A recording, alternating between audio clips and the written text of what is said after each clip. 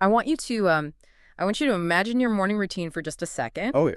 The alarm goes off, you stumble into the kitchen, the lights are just entirely too bright, and then what? The crucial moment. Right, exactly. Are you frantically pushing a blinking button on a plastic machine while trying to find your keys with your other hand?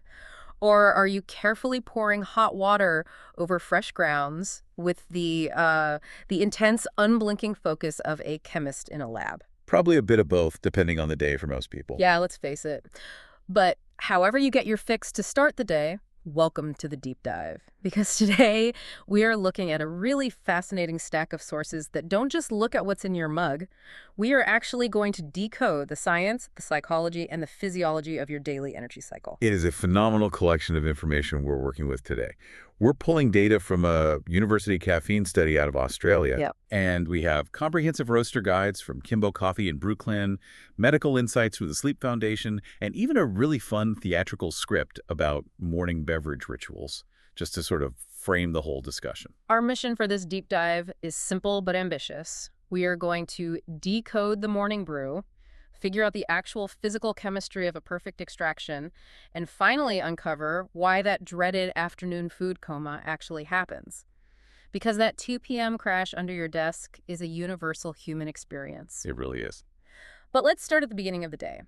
There's this short theatrical script in our sources called the Morning Brew-Ha-Ha, and it perfectly captures the psychology of why we drink what we drink. I loved this piece. It's great, right? Yeah. It features two characters, Maya and Leo, who are basically arguing over their contrasting morning rituals. Maya represents this high-energy, relentless scientific precision. Yeah, she's weighing her coffee beans to the exact gram. Right, dialing in her grinder and doing these slow, circular timed pour-overs. For her, it's not just a drink. It's like a let's conquer the world energy. And then you have Leo, who approaches his morning tea with a completely different, almost opposing mindset. His ritual is entirely about subtraction and peace. Yeah, the script describes him using this temperature-controlled kettle strictly heated to exactly 80 degrees Celsius. And then he just stands there watching the green tea leaves slowly unfurl in the glass. It's a quiet, highly meditative process that requires patience rather than, sheer force. I love the contrast there because it highlights that it's not just about getting a stimulant into your bloodstream. It's about the energy of the ritual itself setting the tone for the next 12 hours. If we connect this to the bigger picture, these routines act as profound psychological anchors. According to the research and insights we have from Tamana Coffee, these daily rituals aren't actually about the beverage at all. It's the physical process of brewing. Sensory experience. Exactly. The aroma that fills the kitchen, the warmth of the ceramic mug in your hands, the repetitive physical motions. These sensory details provide a microdose of achievement and mindfulness. They send a powerful, undeniable signal to the brain that the transition from rest to action has officially occurred. The day has started. And what's amazing to me is how those psychological anchors vary so wildly around the world. They completely adapt to different cultural values. The Tamana Coffee Source takes us on this fantastic global tour. Right. You look at Italy and the anchor is all about the quick, precise espresso. You stand at a bustling bar, you take your shot in one go, and boom, you're energized and out the door. It's highly social, but it's incredibly fast-paced. Contrast that Italian speed with Turkey, where the coffee is brewed incredibly slowly over heat.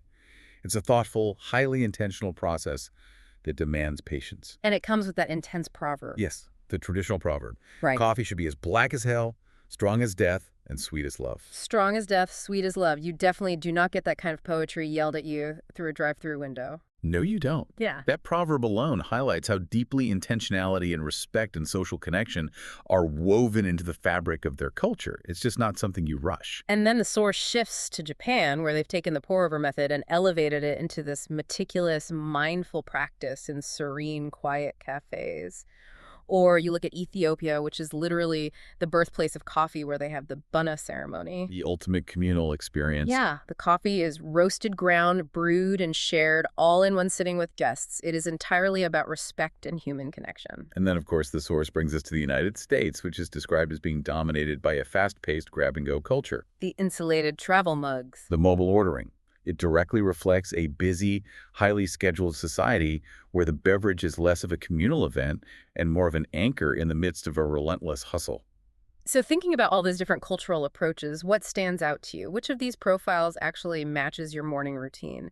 Are you the grab-and-go commuter, or are you the meticulous pour-over artist trying to find 5 minutes of zen? Well, if you are aiming for that meticulous pour-over experience, you quickly realize that the ritual requires a bit of underlying physics and chemistry to actually result in something that tastes good. Okay, let's unpack this.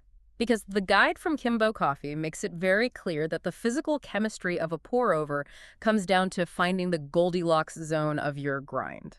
I think a lot of people just throw beans into a machine and press a button. Yeah, absolutely. But it turns out the physical size of your coffee grounds completely dictates the flavor extraction. It is entirely a game of surface area and extraction time. If you grind your coffee too fine, you are creating a massive amount of surface area for the water to interact with. Right. If you try to use that fine grind for a pour-over method, the grounds pack together too tightly. It slows the water down It drastically. just turns into mud. Exactly. The water just sits there trapped, over-extracting the bitter chemical compounds from the beans, and you end up with a very harsh, bitter cup. But if you go the complete opposite direction and use a really coarse grind, the water just finds the path of least resistance and rushes straight through the gaps. It doesn't have the time to actually extract the flavorful oils and compounds. Which leads to under-extraction. And under-extracted coffee has this distinct, unpleasant sour taste. Precisely. For a pour-over, you are looking for that medium-fine grind. That is the perfect sweet spot where the water flows at just the right speed. Not too fast, not too slow. Just extracting optimal flavors without tipping into bitterness or sourness. And the gear you use to get that consistency really matters.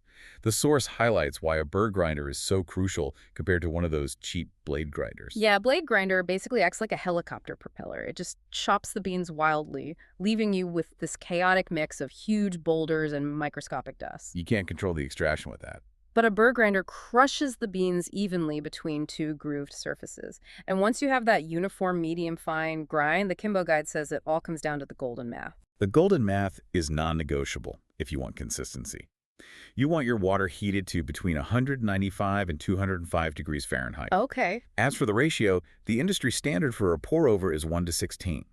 That means 1 gram of coffee for every 16 grams of water. So practically speaking, for a standard mug, that translates to about 21 grams of coffee? Correct.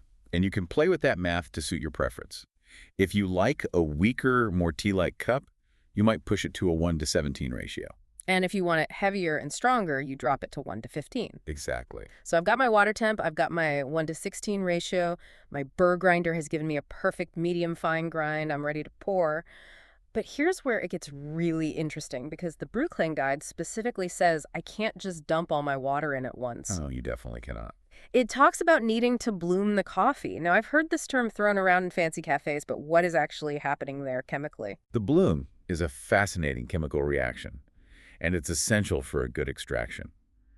When you first gently pour a small amount of hot water onto fresh grounds, you'll notice they suddenly swell up, puff, and start bubbling for the first 30 to 45 seconds. Yeah, it literally looks like the coffee is alive and breathing in the filter. What's happening is that freshly roasted coffee beans trap a significant amount of carbon dioxide, or CO2, inside their cellular structure during the high heat roasting process. Oh, okay. When the hot water hits the grounds, that trapped CO2 rapidly expands and escapes. If you skip this blooming step and just pour all your water in at once, that rapidly escaping gas physically fights against the incoming water. It acts as a shield. It does. It repels the water away from the grounds. The guide uses a brilliant analogy. Imagine trying to water a kitchen sponge that is completely full of trapped air. The water just rolls right off the surface. Exactly, meaning it can't penetrate and extract the flavors evenly. Oh, that makes so much sense. So you are basically letting the coffee burp. You have to get the gas out of the way so the water can actually do its job. That's a great way to put it. The formula Brooklyn gives for the perfect bloom is pouring water at a 2-to-1 ratio. So if I'm using 15 grams of coffee, I gently pour just 30 grams of water over it, making sure it's all saturated, and then I just stop and wait. You give it 30 to 45 seconds for that degassing process to finish before you continue your main pour. What's fascinating here is how the roast profile of the bean changes the visual drama of that bloom. Yes, light roasts are denser and hold on to much more of that CO2, so they will bloom incredibly dramatically. You'll see them puff up, almost like a muffin top rising in the oven. And dark roasts. Dark roasts, on the other hand, have a more compromised cellular structure from being roasted longer, so they degas faster while just sitting in the bag. Their bloom is much gentler, but it is still an absolutely essential step for an even extraction. The BrewClan source also points out a really critical environmental factor, specifically looking at home brewers in places like Indian cities, which often deal with hot, humid climates and hard water. This is a major variable. I know hard water can leave scale on your shower head, but why does it matter for the coffee bloom? Hard water contains high levels of dissolved minerals, primarily calcium and magnesium. Because the water is already essentially full of these minerals, its capacity to dissolve and absorb the coffee compounds is significantly reduced. So it naturally slows down the extraction process. Right. So if you're in that environment and you skip the bloom, you're compounding the problem. The CO2 gas block, combined with the hard water's limited absorption capacity, practically guarantees you will end up with a flat, hollow, or notably sour cup of coffee. The bloom gives the water the head start it desperately needs. This raises an important question, though. We've talked extensively about the psychology, the precise chemistry, and the physical technique of brewing. But ultimately, let's be honest, many people are engaging in this ritual primarily for the caffeine. Very true. Which brewing method actually delivers the biggest chemical kick to the system? This is exactly where we turn to a fascinating study from the University of Newcastle in Australia. A chemist there named Dr. Ian Van Altena ran a highly controlled analysis using high-pressure liquid chromatography, which I'll admit sounds incredibly intimidating. It sounds complex, but high-pressure liquid chromatography is essentially just a high-tech molecular sorting machine.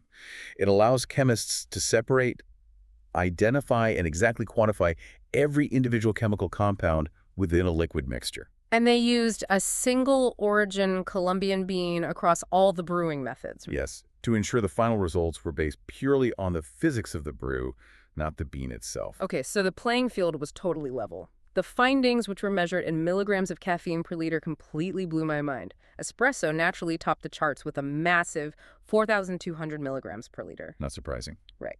Cold brew came in second at 2,240 milligrams. The stovetop espresso method, like a mocha pot, was right behind it at 2,192 milligrams. Then there was a huge drop-off. A very steep drop. The French press yielded 742 milligrams, and the pour-over came in dead last at just 692 milligrams per liter. Wait, pour-over is last. I always feel incredibly wired after a large pour-over. And that reaction is exactly why the study points out what they call the serving size trap. Yes, mathematically, espresso has the highest absolute concentration of caffeine per milliliter. But you have to consider how we actually consume these beverages in the real world. The volume. A standard espresso shot is tiny. It's just 30 milliliters. When we make alternative brews like a pour-over or a stovetop, we consume them in vastly larger volumetric quantities. Oh, the volume completely flips the script. The study specifically calls out a common habit in Australia where someone might brew an entire 3-cup stovetop maker and just pour the whole thing into a single 8-ounce mug for breakfast. Exactly. Because of that massive volume difference, that single mug of stovetop coffee actually contains double the total caffeine of a standard 30-milliliter espresso shot. Double the caffeine of an espresso. You are consuming less concentrated liquid, but so much more of it that the total caffeine load skyrockets. It's wild how the visual volume tricks our brains into thinking it's a weaker drink. The study is really helpful because it breaks down the daily recommended limit, which medical professionals generally peg at 400 milligrams of caffeine a day. That's the baseline max. To hit that absolute maximum limit, you'd have to drink about 3 standard espresso shots. But because of the serving sizes, it equates to 5 servings of stovetop, 2 servings of cold brew, 5 French presses, or 2 standard pour-overs. It requires a complete mental shift. It's all about understanding the concentration versus the actual volume of liquid you are pouring into your mug and putting into your body. So what does this all mean for the rest of your day? Let's trace the timeline. You've had your perfectly bloomed, meticulously ground pour-over. You manage your volume to stay under that 400 milligram limit. You crushed your morning meetings. The caffeine is humming through your system. Sounds like a great morning. But then 2:00 p.m. rolls around. The morning's chemical intervention starts wearing off. You've just finished eating lunch.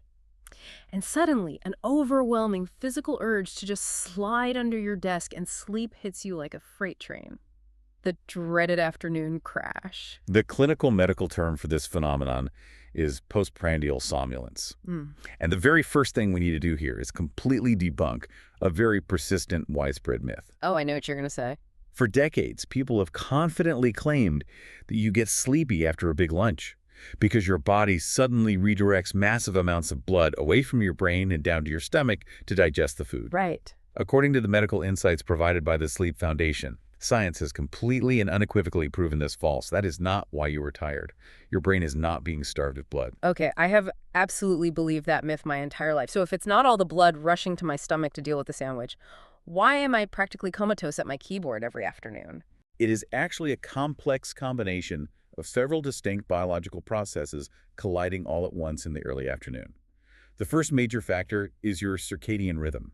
Your body clock. Yes, your body's internal 24-hour biological clock naturally experiences a significant dip in its wakefulness signals right in the early afternoon. This physiological dip happens regardless of whether you eat or not, but consuming a meal heavily compounds the feeling. So it's a natural post-lunch dip that was going to happen anyway, and the food just throws gas on the fire. Precisely. And that brings us to the second major factor, which involves cytokines. Cytokines are a type of immune protein in your body.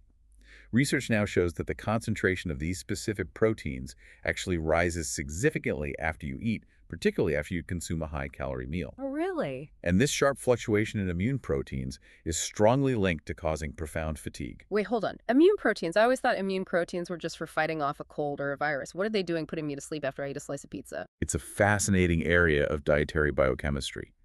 The immune system is incredibly reactive to what we ingest.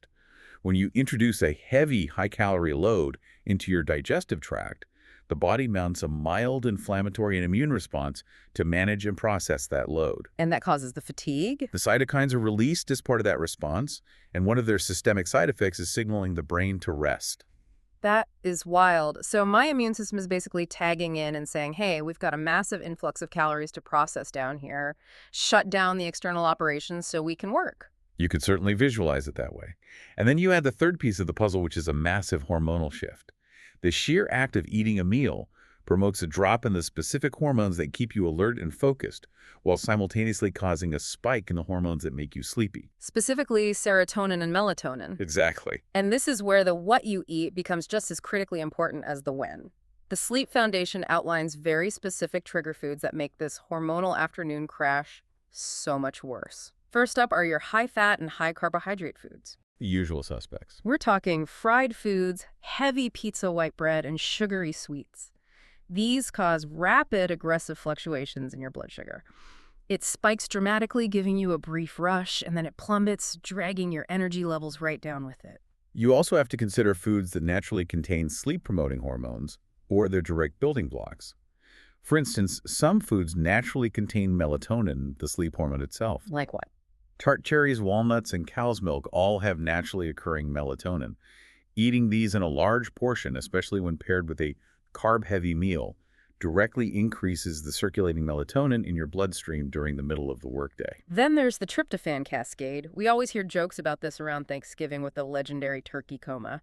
But tryptophan is an amino acid found in a ton of everyday lunch items.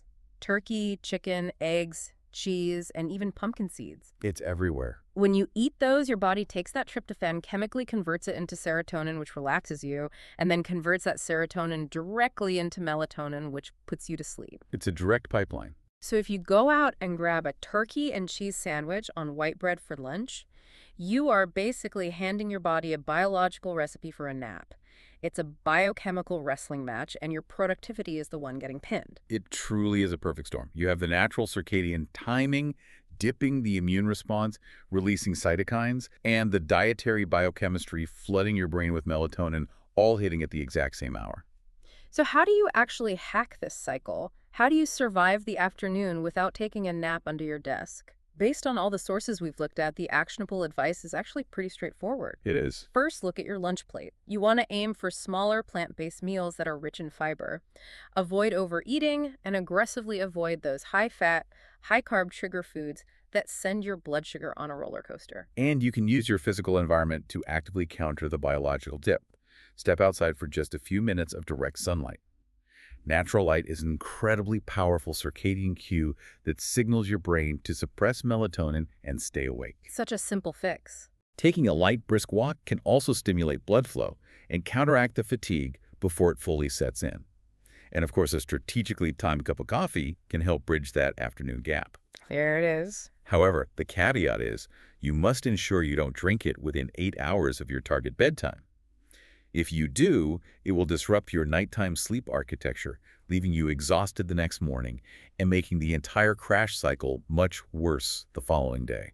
Which brings us beautifully full circle right back to the coffee. It is incredible how intricately our daily routines, our moods, are tied to these underlying chemical realities. We go through our day thinking we're just making choices based on preference or habit, but there's so much complex biology happening under the hood. It really emphasizes a core idea. Knowledge is most valuable when it is understood and applied. When you actually understand the why behind the physics of a coffee bloom or the biological cascade of the afternoon crash, Yeah. you are no longer just reacting to your day. You take control. You can actually design your routine to work in harmony with your biology rather than constantly fighting against it. Absolutely. And that leaves us with a final lingering thought for you to chew on or sip on today. If our morning ambition, our drive, and our focus can be unlocked by something as simple as the trapped CO2 in a 30-second pour-over bloom, and our afternoon lethargy is strictly dictated by lunch-induced immune cytokines and a natural circadian dip, It really makes you wonder. how much of our actual personality, our daily mood, and our drive is uniquely ours, and how much of it is just the inevitable chemical byproduct of our daily consumption schedule? Think about that the next time you pour a cup. Thanks for joining us on this deep dive.